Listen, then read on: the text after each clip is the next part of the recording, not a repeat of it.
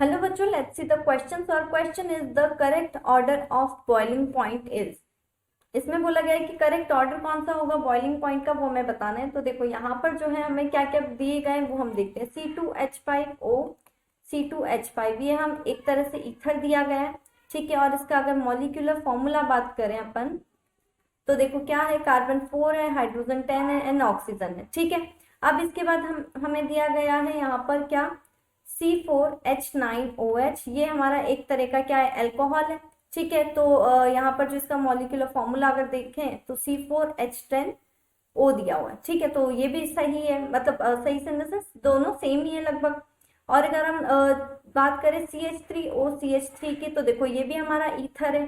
तो इसका जो मॉलिक्यूलर फॉर्मूला है वो आएगा, वो हमारा आता है, कार्बन आता है 2, ठीक है, हाइड्रोजन आता है यहाँ पर 8, ठीक है, 3 3 6 8, सॉरी 6 है ना, नॉट 8, C2H6NO, ओके।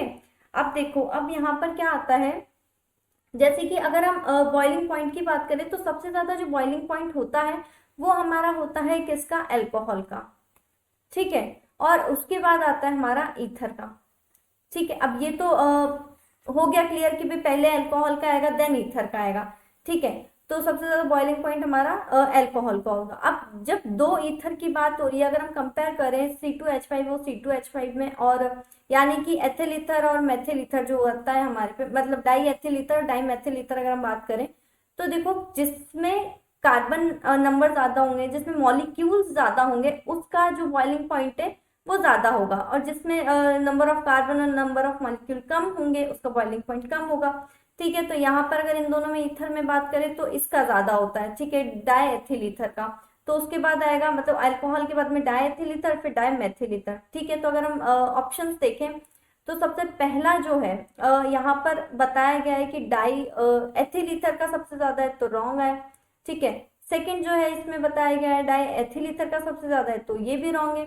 थर्ड जो है अगर हम देखें तो इसमें बताया गया है डाई सॉरी अल्कोहल का सबसे ज्यादा है, और सबसे कम आ रहा है यहाँ पे डाई मेथिल ईथर का, और बीच में आ रहा है डाई एथिल ईथर का। तो यहाँ पर ऑप्शन नंबर सी हमारा सही होगा, ठीक है। फोर्थ में देखो क्या बताया गया है कि डाई जो मेथिल ईथर है उसका सबसे ज्यादा है, तो ये भी रॉन्ग है, ठीक है। तो इस हिसाब से हमारा ऑप्शन नंबर सी जो होगा वो करेक्ट होगा। Final answer is option number C.